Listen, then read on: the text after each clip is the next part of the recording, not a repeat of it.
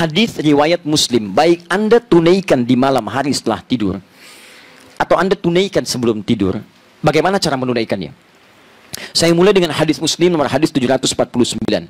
Qala Rasulullah sallallahu alaihi wasallam. Satu kali kata Ibnu Umar radhiyallahu taala anhuma, Rasulullah sallallahu alaihi wasallam pernah bersabda, "Shalatul laili mathna mathna." Kalau Anda ingin tunaikan salat malam, silahkan mulai paling minimal kerjakan 2 rakaat dulu. Kemudian tambah 2 rakaat lagi.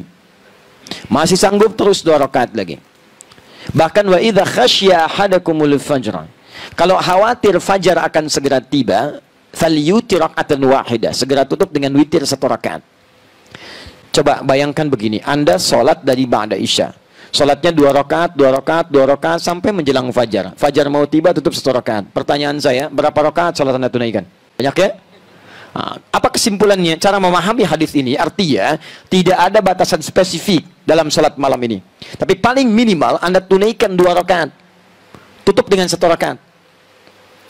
Ustaz, kok ada peluang 2 rakaat? Jangan bayangkan semua orang tunaikan ba'da isya. Ada orang yang tidur dulu, subuhnya 3:34, dia bangunnya 3:4. Waktu dia harus bagi antara sahur dengan kemudian sholatnya, ada peluang nggak? Baik, misal dia bisa kerjakan 5 menitnya, dia bagi-bagi di situ. Dia punya waktu di situ 19 menit. Ya 10 menit dia tunaikan misalnya untuk sholatnya, 2 rakaat tambah witir 1 rakaat. 10 menitnya digunakan misalnya untuk makan sahurnya, atau 9 menit 10 menitnya. Baik, maka dia punya peluang 2 rakaat kerjakan, kemudian 1 menit 1 rakaat tutup dengan witirnya. Artinya apa? Kesimpulan umumnya adalah Nabi pertama tidak membatasi jumlah rakaatnya. Jelas ya? Tapi paling minimal berapa?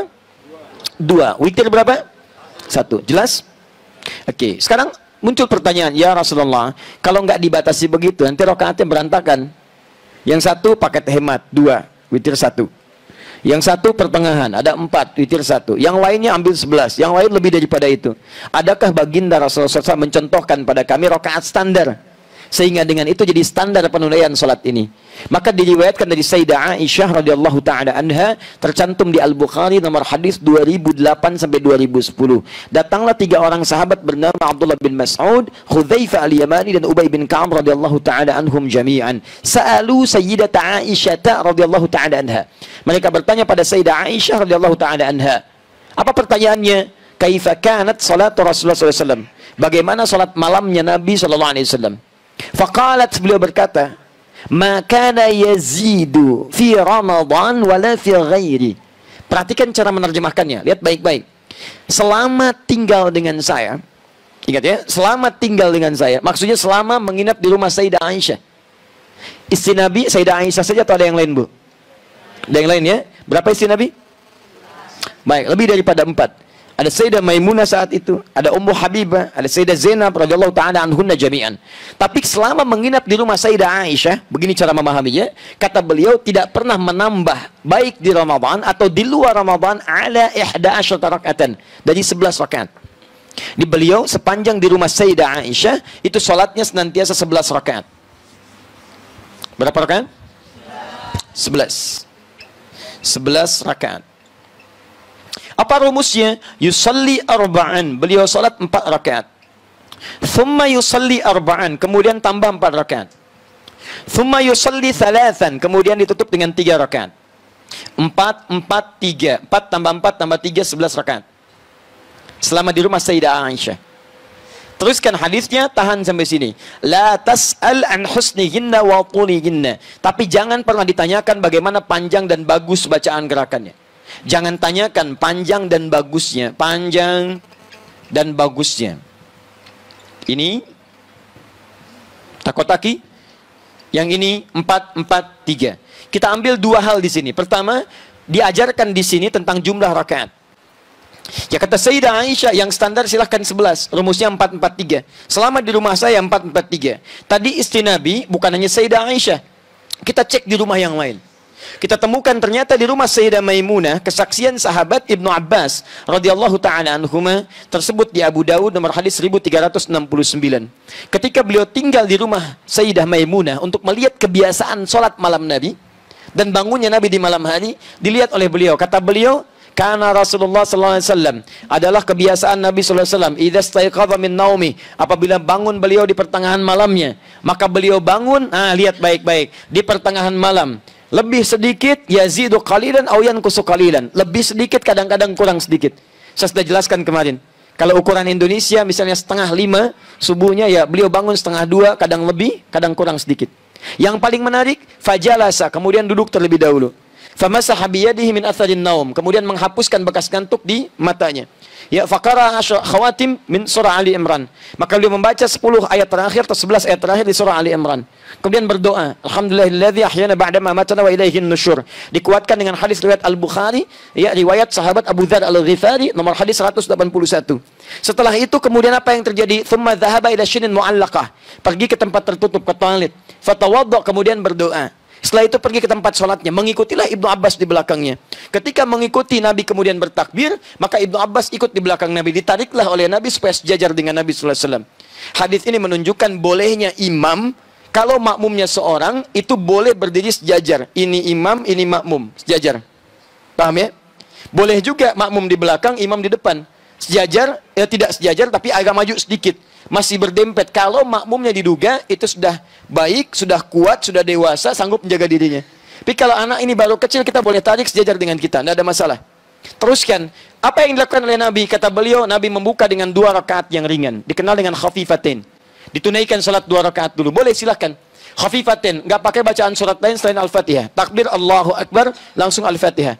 Ruku yang tidak sujud, duduk di antara 2 sujud, sujud bangkit lagi 2 rakaat, seperti hal yang sama. Paham ya? Setelah itu beliau tunaikan salat intinya, beliau katakan 2 rakaat. Kemudian 2 rakaat. Kemudian 2 rakaat. Kemudian 2 rakaat, kemudian 2 rakaat, kemudian 1 rakaat. Jumlah berapa? 11. 2 tambah 2 4 tambah 2 6 tambah 2 8 tambah 2 10 tambah 1 11. 11 rakaat.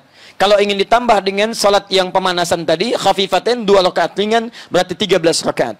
Poinnya, intinya tetap 11, tambahannya 2 rakaat sebagai 2 rakaat yang ringan.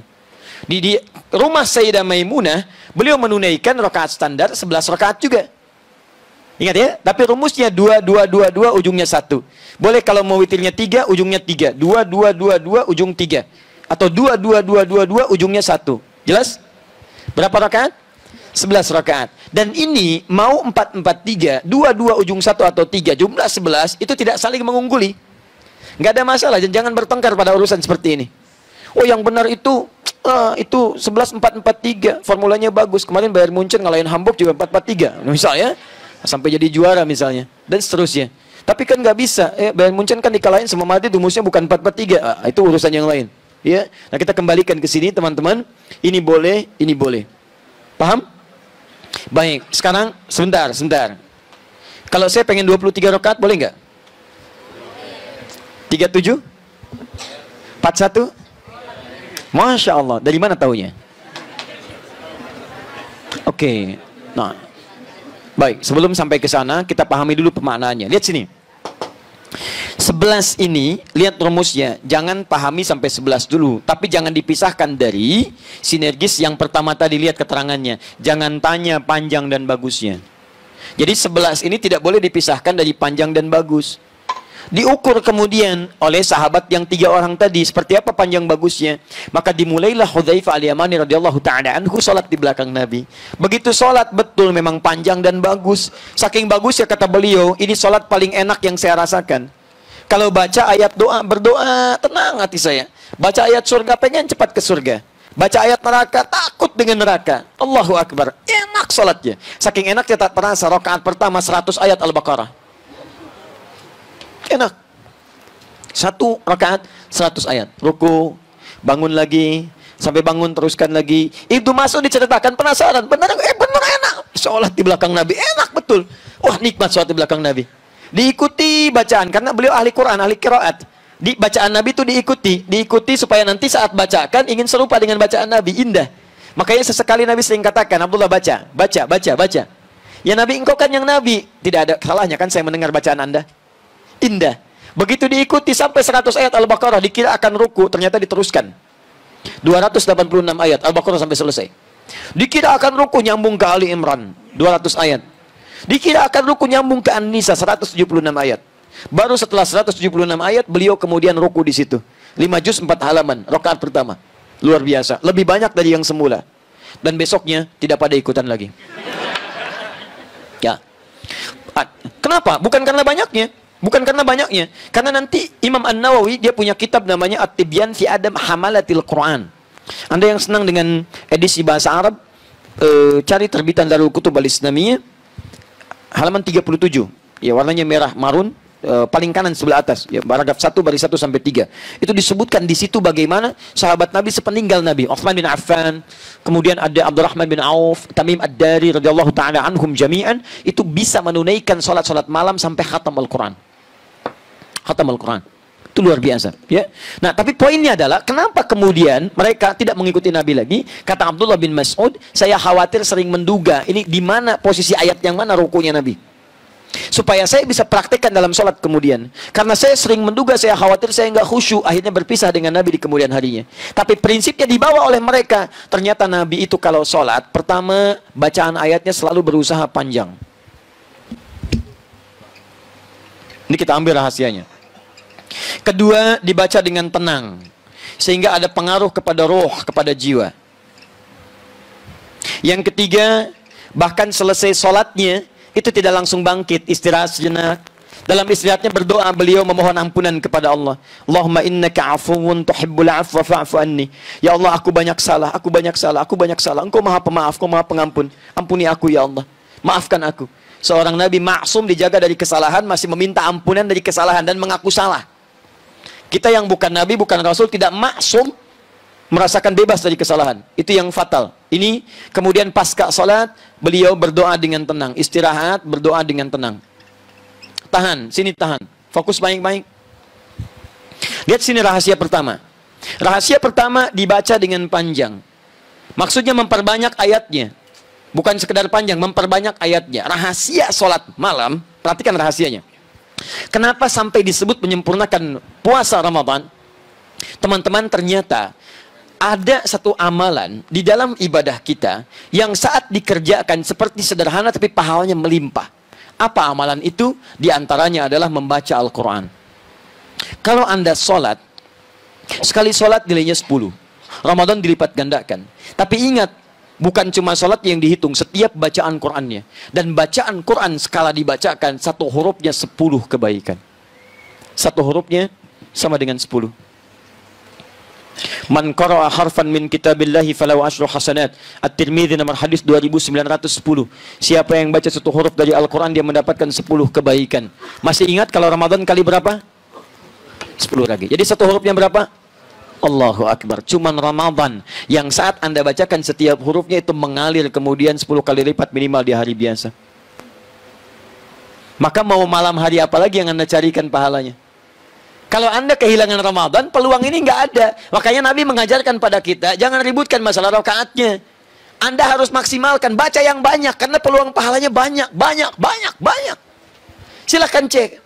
Jadi kalau Anda mau sholatnya 11, mau yang lainnya, maksimalkan. Yang penting bacaannya itu, usahakan maksimalkan panjang, dalam arti perbanyak ayatnya, banyak ayatnya. Karena setiap hurufnya ini digandakan luar biasa.